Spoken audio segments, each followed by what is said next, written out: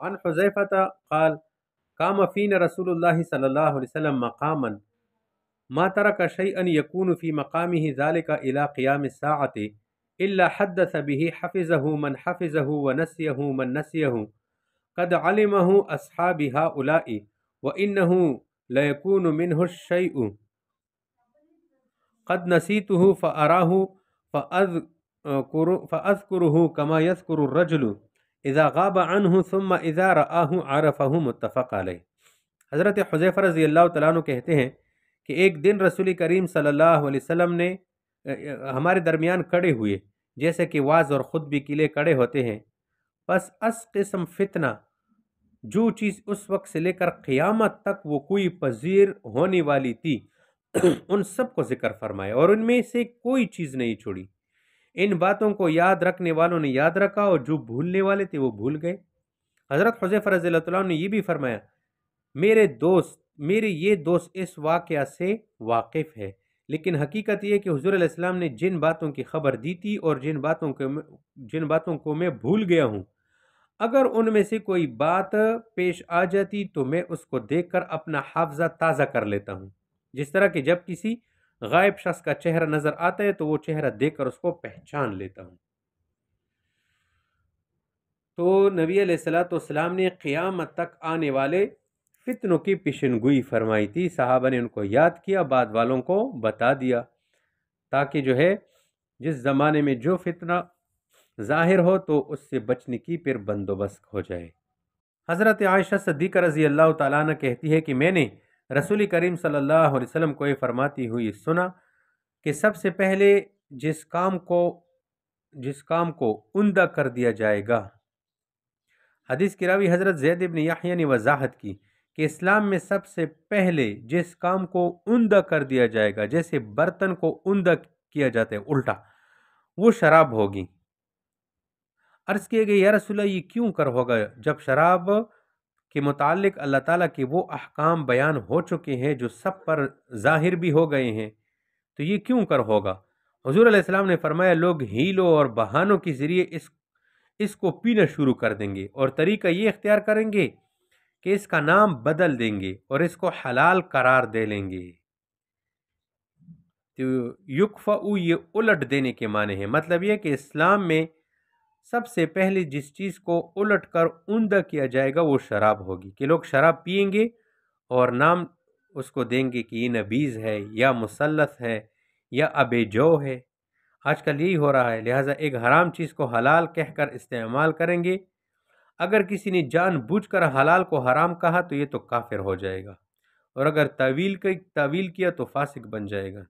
بہرحال اس حدیث کی تعلیم یہ ہے کہ لوگ خود نہیں بدلیں گے بلکہ اپنی دین کو بدلنے کی کوشش کریں گے، خود بدلتے نہیں، قرآن بدل دیتے ہیں۔ عن ابی موسیٰ رضی اللہ عنہ قال قال رسول اللہ صلی اللہ علیہ وسلم امتی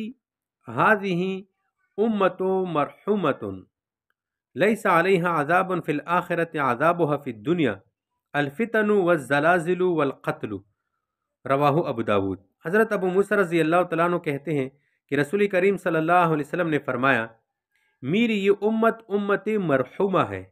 اس امت پر آخرت میں عذاب نہیں ہوگا اور دنیا میں اس کا عذاب فتنے، زلزلے اور ناحق قتل ہے۔ لیس علیہا عذاب، یہ جملہ ان احادیث اور آیات کا معارض ہے جس میں اس امت کے مرتکب کبیرہ کے لیے عذاب کا ذکر ہے۔ تو اس کا ایک جواب یہ ہے کہ امت مرحومہ پر آخرت میں ایسا عذاب نہیں آئے گا کہ یہ ہمیشہ اس عذاب میں کافروں کی طرح دوزخ میں گرفتار ہو جائے، بلکہ اس کا عذاب عارضی ہے کہ دنیا میں اس پر زلزلے آئیں گے، قتل و غارت گیری کے فتنے آئیں گے، یہ سزا بھگتنے کے بعد آخرت میں پاک اور صاف جنت میں جائیں گے۔ دوسرا جواب یہ ہے کہ اس جملے کا تعلق صحابہ اکرام کی جماعت سے ہے۔ صحابہ اگرچہ معصوم نہیں ہے مگر عذاب سے محفوظ ہے۔ اور تیسرا جواب یہ ہے کہ اس سے وہ لوگ مراد ہے جن کی گناہ نہ ہو۔ تو امت محمدیہ کی فضیلت بیان ہوئی۔ روایت ہے کہ ابن عباس رضی اللہ تعالیٰ عنہ نے فرمایا جب کوئی قوم مال غنیمت میں خیانت کرنے لگتی ہے تو اللہ تعالیٰ اس کے دلوں میں دشمن کا رعب اور خوف پیدا کر دیتا ہے، اور جس قوم میں بدکاری زناکاری پھیل جاتی ہے اس میں موت یہ اموات کی زیادتی ہو جاتی ہے، اور جو قوم ناپ تول میں کمی کرتی ہے تو اس کا رزق اٹھا لیا جاتا ہے، اور جو قوم غیر منصفانہ اور ناحق احکام جاری کرنے لگتی ہے تو ان کے درمیان خونریزی پھیل جاتی ہے، خانہ جنگیہ، اور جو قوم اپنے عہد و پیمان کو توڑ دیتی ہے تو اللہ تعالیٰ اس پر اس کے دشمن کو مسلط کر دیتا ہے۔ غلول مال خیانت میں خیانت کرنے کو غلول کہتے ہیں۔ یہاں عام خیانت بھی مراد ہو سکتی ہے۔ اس کا وبال یہ ہے کہ قوم کے دلوں میں اجتماعی طور پر دشمن کا رعب ڈالا جاتا ہے اور قوم ڈرپوک ہو جاتی ہے، اور جو ڈر گیا وہ مر گیا۔ اور فشش زنا، جب یہ بدکاری عام ہو جائے تو اس کا وبال یہ ہے کہ قوم میں وبائی امراض پیدا ہو جاتے ہیں، مثلا طاعون، ہیضہ وغیرہ، لا علاج بیماریاں عام ہو جاتی ہے تو موت عام ہو جاتی ہے۔ ناپ تول میں کمی کا وبال یہ ہے کہ رزق حلال اور اس کی برکات اٹھ جاتی ہے، اور شریعت کو چھوڑ کر اپنے خود ساختہ قوانین کے مطابق فیصلوں کا وبال کیا ہوگا کہ خونریزی عام ہو جاتی ہے۔ اور یہ جو فرمایا والا خطرہ، تو وعدے میں دھوکہ اور غداری کو خطر کہتے ہیں، اسی سے خطار کفور ہے۔ اس کا وبال یہ ہے کہ وہی دشمن اس قوم پر مسلط کیا جاتا ہے جس دشمن کے ساتھ اس نے وعدہ خلافی کر کے دھوکہ کیا تھا۔ تو یہ معاشرے کی چند متعدی برائیوں کا وبال اس حدیث میں بیان کیا گیا۔ حضرت ابو ہریرہ رضی اللہ تعالیٰ عنہ کہتے ہیں کہ رسول کریم صلی اللہ علیہ وسلم نے فرمایا، جب تمہارے قائد اور سردار وہ لوگ ہوں گے کہ جو تم میں بہترین لوگ ہیں، اور تمہارے دولت مند لوگ سخی ہوں، اور تمہارے معاملات باہم مشورے سے انجام پاتے ہو، تو اس وقت زمین کی پشت تمہارے لیے زمین کے پیٹ سے بہتر ہے۔ اور جب تمہارے بڑے لوگ یعنی قائد، سردار وہ لوگ ہوں جو زمین کے بدترین لوگ ہیں، اور تمہارے دولت مند لوگ بخیل ہو، اور تمہارے معاملات کی باغ دوڑ عورتوں کے ہاتھ میں ہو، تو اس وقت زمین کا پیٹ تمہارے لیے زمین کی پشت سے بہتر ہوگا۔ یعنی جب حکمران طبقہ اچھا دیندار ہوگا تو اس کا اچھا اثر عوام پر پڑے گا، تو عام حالات اچھے ہوں گے۔ یعنی مالدار طبقہ فیاض اور سخی اور ہمدرد ہوگا تو غریب عوام کے ساتھ مالی تعاون جاری رہے گا، تو سب خوشحال ہوں گے، دین میں بھی ترقی ہوگی اور دنیا میں بھی ترقی ہوگی۔ اور تیسری چیز شورا بینکم، یعنی ملکی حالات اور ملک کی خارجہ اور داخلہ پالیسی عقل مند خیرخواہ مردوں کے ہاتھ میں ہوگا تو فیصلے اچھے ہوں گے۔ تو نبی علیہ السلام نے فرمایا زمین کے اوپر کا حصہ اس کے اندر سے تمہارے لیے بہتر ہوگا، یعنی موت سے زندگی اچھی ہوگی، کیونکہ حکام کی وجہ سے دین اور دنیا محفوظ ہوگی، ہمدرد مالداروں کی وجہ سے غریب عوام کی ہمدردی ہوگی، اور ملک شورائی نظام پر قائم ہوگی، تو اس میں خود مختاری اور استحکام ہوگا، تو زندہ رہنے میں خیر غالب ہے، تو زندہ رہنا موت سے بہتر ہوگا۔ اگر یہ تینوں ستون گر جائے تو پھر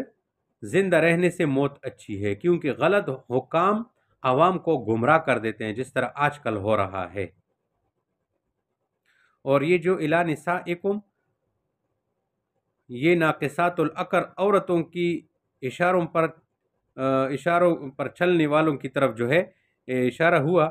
کہ ناقصات العقل عورتوں کے اشاروں پر چلنا خطرے سے خالی نہیں ہے، اس لیے ملا علی قاری رحمۃ اللہ علیہ نے ایک روایت نقل کی ہے، وَشَاوِرُهُنَّ وَخَالِفُهُنَّ، یعنی عورتوں کا مشورہ سنو مگر اس پر عمل نہ کرو۔ بہرحال اس صورت میں شر غالب ہوگا تو زندہ رہنے سے پھر موت اچھی ہوگی۔ وعن انس رضی اللہ عنہ قال قال رسول اللہ صلی اللہ علیہ وسلم یأتی علی الناس زمان الصابر فیہم علی دینہ کالقابض علی الجمر، رواہ الترمذی وقال هذا حدیث غریب اسنادا۔ حضرت انس رضی اللہ تعالیٰ عنہ کہتے ہیں کہ رسول کریم صلی اللہ علیہ وسلم نے فرمایا،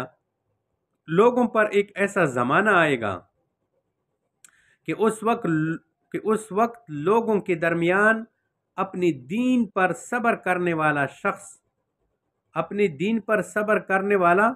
اس شخص کی طرح ہوگا جس نے اپنی مٹھی میں انگارہ لیا ہو. یعنی آخر زمانے میں دین پر قائم رہنا آگ سے کھیلنے کی مترادف ہوگا.